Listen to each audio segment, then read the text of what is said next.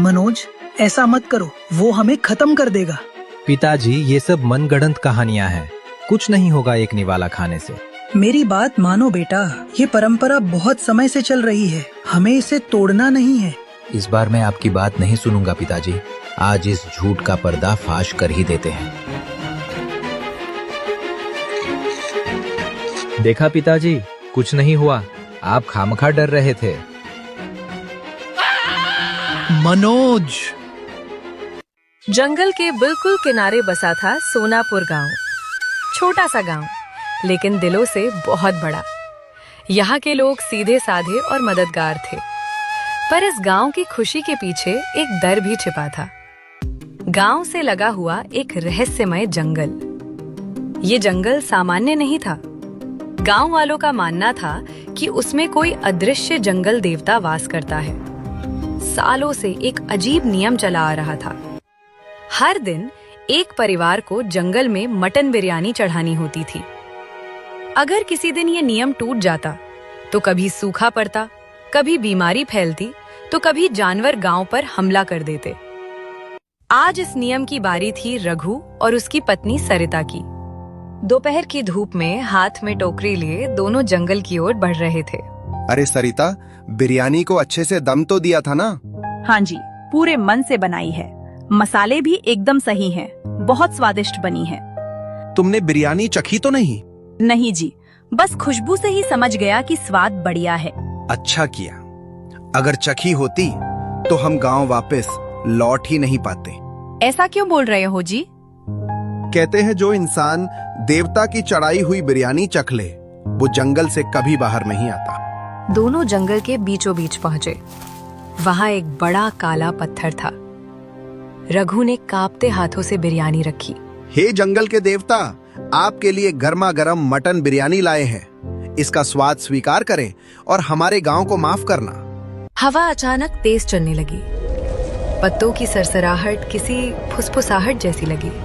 रघु जी, चलो जल्दी यहाँ से। बिना पीछे देखे दोनों तेज कदमों से गांव की ओर लौट चले। उसी सोनापुर गांव में दो नौजवान रहते थे, रोहित और गोपाल। दोनों बचपन के दोस्त थे। हर शाम बस्ती के कोने में लगे कमलू की भेलपुरी के ठेले पर बैठकर गपशप करते थे। उस दिन भी दोनों वहीं बैठे थे। अरे भाई कमलू, तुम्हारी भेलपुरी तो गजब की है। खाकर पूरा मन खुश हो जाता है। सच कह रहा है, ऐसी चटपटी भेलपुरी कहीं नहीं मिलेगी।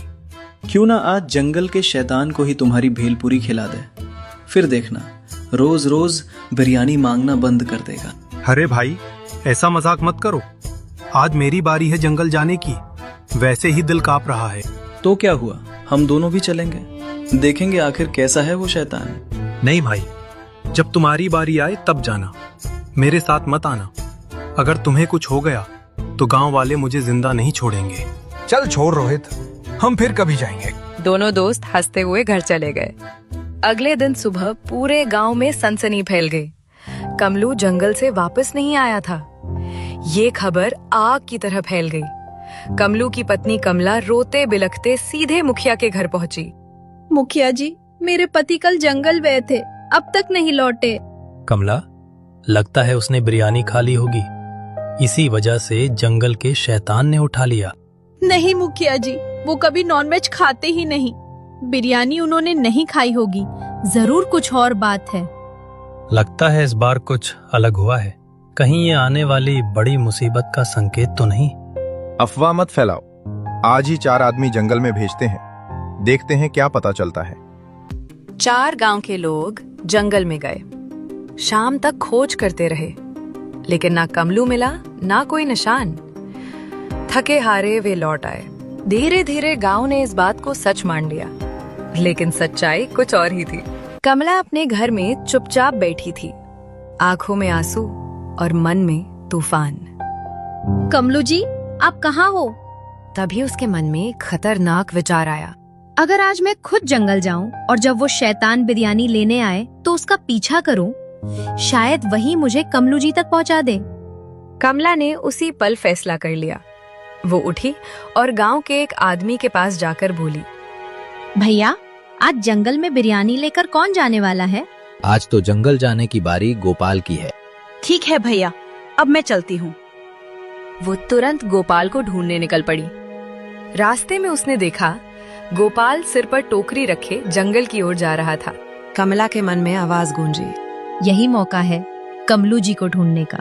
वो चुपचाप गोपाल के पीछे पीछे चलने लगी।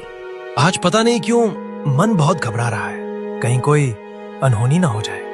थोड़ी देर बाद वो उस काले पत्थर के पास पहुंचा, बिरयानी रख कर हाथ जोड़े। हे जंगल के देवता, यह आपकी भेंट है। इतना कहकर वो तेज कदमों से वापस लौट गया।